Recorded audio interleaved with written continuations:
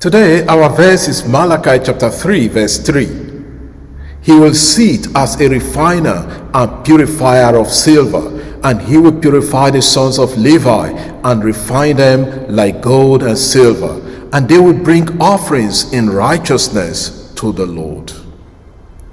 Our verse comes within the context of the prophecy of Malachi concerning God's coming into the temple. A messenger will prepare the way before the Lord suddenly comes. Malachi 3 verse 1. And his coming is compared to a refiner's fire and a laundry person's soap. Our verse amplifies what God will do as refiner and purifier in order to restore proper temple worship, as it was in former days, if you read verse 4. Now let us unpack the verse. He will sit as a refiner and a purifier of silver. To sit suggests a deliberate and sustained action, one that is not done in haste. This image corresponds to the work of a metal refiner.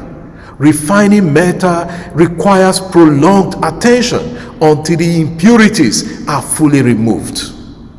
The imagery emphasizes that the refiner seeks not to destroy the metal, but to improve it and restore it to its intended value and glory.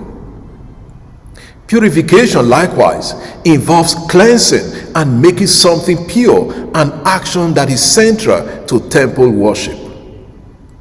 The next part of the verse states, "And he will purify the sons of Levi and refine them like gold and silver."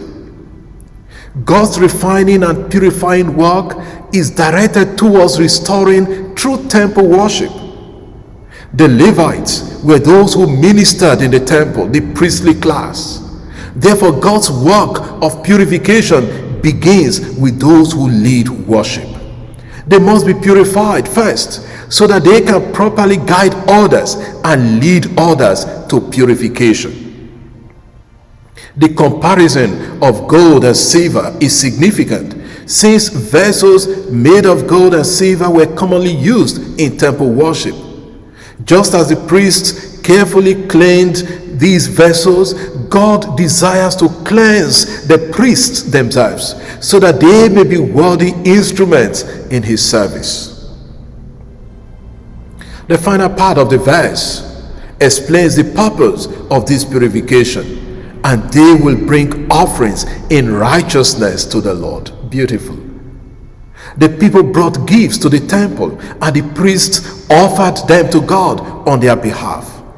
God desires that those who offer sacrifices be themselves purified.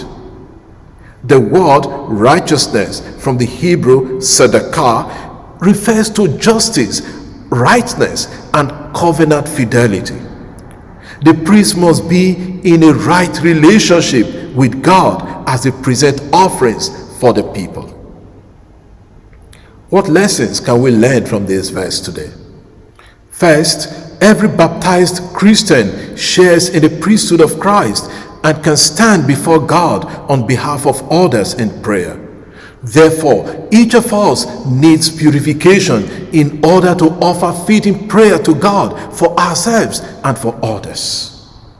Second, the Levites also represent the ministerial priesthood. Those who lead worship and stand on behalf of others must continually submit themselves to God's refining and purifying work, so that their service may be pleasing to God.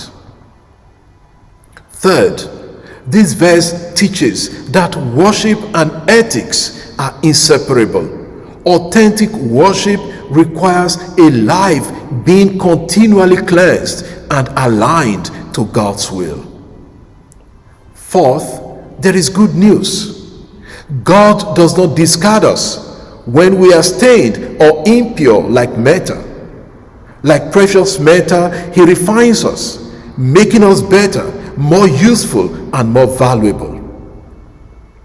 And finally, as we prepare for Christmas, we are reminded that Jesus Christ comes to purify and refine us, so that he may dwell within us. Lord, purify our hearts and refine our actions, so that we may welcome you anew into our lives this Christmas. Amen. God bless you, and I wish you a wonderful day and happy preparation for Christmas.